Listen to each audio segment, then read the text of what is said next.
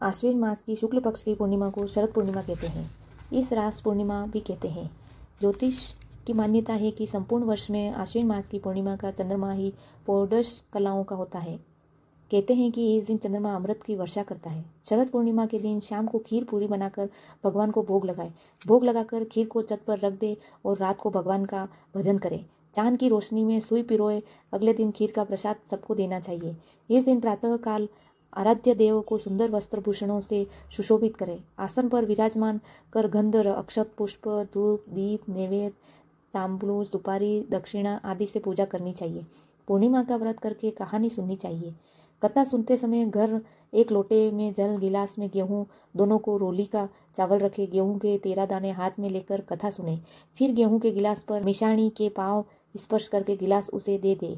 लोटे में जल का रात को अर्घ दे। विवाह उपरांत पूर्णमासी के रूप व्रत को करने से शरद पूर्णिमा से ही प्रारंभ करें। कार्तिक का व्रत भी शरद पूर्णिमा से ही आरंभ करना चाहिए। कथा। एक साहूकार के 2 पुत्रियां थी।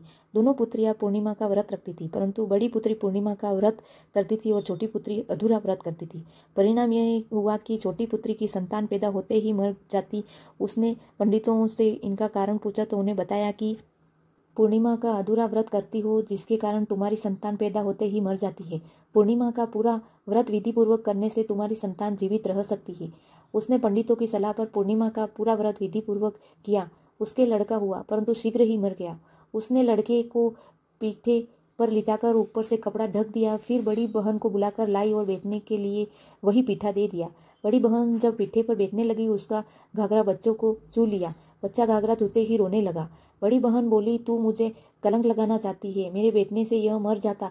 तब तेरी छोटी बहन बोली, यह तो पहले ही मरा हुआ था, तेरे ही भाग्य से यह जीवित हो गया है, तेरे पुण्य से ही यह जीवित हुआ है। उसके बाद नगर में उसने पूर्णिमा का पूरा व्रत करने का ढिंढोरा पिटवा दिया।